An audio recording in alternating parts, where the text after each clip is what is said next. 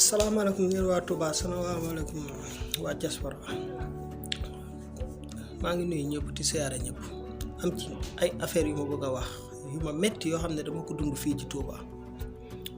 maa ngi ko dundee hôpital Jannatu sama tànk dafa am problème dam en étranger ma def le tout pour ñëw parce que am yaakaar fajoo sama réew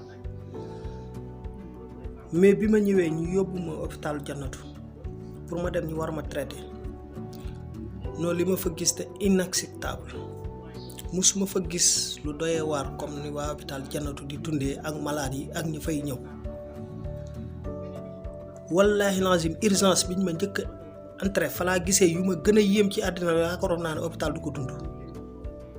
ay malade yu ñëw mënaluñ seen boppam dara def sok nga xam ne dañoo nekk ci diggante dund ak dee ñu téye leen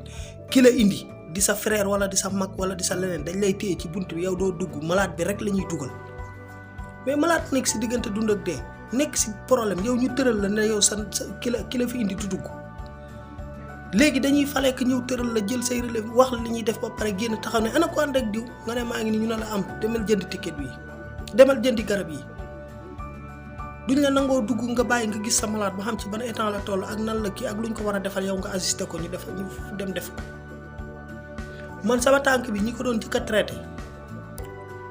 yaakaar naa c'était 2 garçons avec 3 filles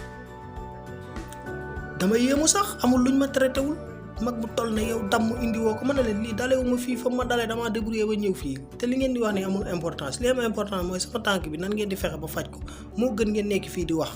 man taluma wax may man maa leen dàq wax fab mais taluma lii waaw amul luñ ma traité wul yow kay dangaa def lii dangaa def laa ngaa sàggan ma la leen ok merci beaucoup léegi garaawul léegi lijjanti leen ma rek ba pare après man loolu dinaa ko gérer ñu pare ci loolu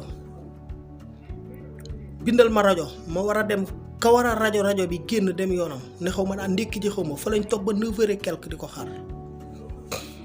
man ak samay moroom yu bari